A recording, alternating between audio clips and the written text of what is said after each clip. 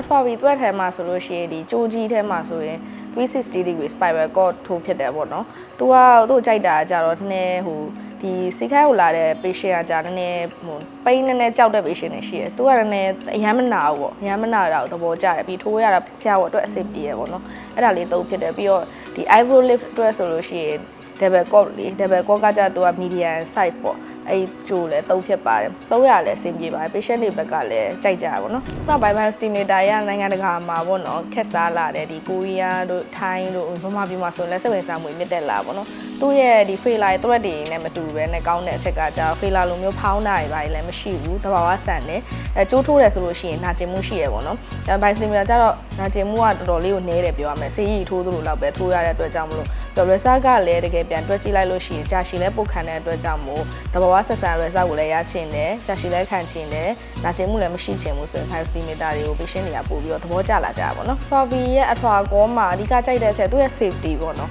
သူ့ particles ကဒီသူ market ထဲမှာရှိတဲ့ high stimulator အကုန်လုံးနဲ့ရှင်လိုက် particle size ကတော်တော်လေးကောင်းတယ်ပြီးလို့ရှိရင် smooth ဖြစ်တယ်ပေါ့နော်အဲကြောင့် under eye area ကျတော့ vessel တွေလည်းများတယ် danger zone လိုမျိုးပြောလို့ရပါပေါ့အဲ့ဒီနေရာမှာဆိုအထွာကောကိုသုံးလို့ရှိရင်တော်တော်လေး safe ဖြစ်တာတွေ့ရပါပေါ့နော်အဲ့ဒါကတော့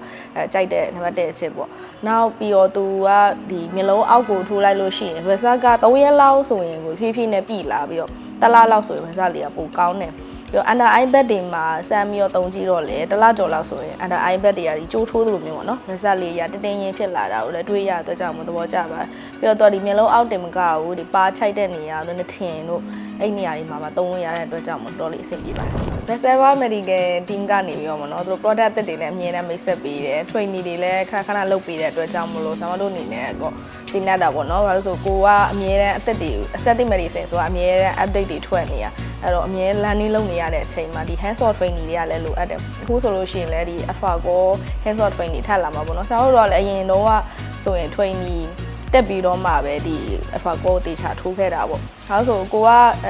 စာရီဖတ်ရုံနောက်နဲ့မရဘူး hands on တက်ကြည့်တော့မှပဲဒီဟာကဘယ်နေရာမှာထိုးရမလဲဘယ်လို indication တွေသွားရမလဲဆိုတာတွေကိုပါတေချာသိရတော့တက်ကြမှာ training တွေတက်ဖို့လည်းတခြားဆရာဝန်တွေလည်း comment လုပ်တယ်ပေါ့နော်ပြီးတော့ဒီလိုမျိုး product ကောင်းတွေကိုသွင်းပေးတဲ့အတွက် Best Medical Company လည်းကျေးဇူးတင်ပါတယ်ဆရာဝန်တွေအနေနဲ့ဆိုလို့ရှိရင်ဒီ under eye failure တို့ threat တို့ကကြတော့သုံးဖြစ်မယ်လို့တော့ထင်တယ်ပေါ့နော်ဒါပေမဲ့ဒီ biostimulator ထဲမှာဆိုလို့ရှိရင်တခြားလဲ biostimulator ရှိပါတယ်ဒီမျက်လုံးအောက်မှာထိုးလို့ရတာတို့ဒါပေမဲ့ alpha core ကကြတော့ under eye မှာဆိုရင်တော်တော်လေးကိုကောင်းတယ်ပေါ့နော်ကောင်းတယ်တဘာဝဆန်တယ်ဆိုတော့ထိုးကြည့်လိုက်ဖို့ recommend လုပ်တယ်ပေါ့နော်ထိုးကြည့်တဲ့ချိန်မှာလဲကို confidence ရှိ patient ကိုလည်းသုံးနိုင်ဖို့ဆိုရင် training တခြားတက်ပြီးသွားလို့ရှိရင်စမ်းပြီးတော့ find ကြည့်ဖို့ recommend လုပ်ပါတယ်ဟုတ်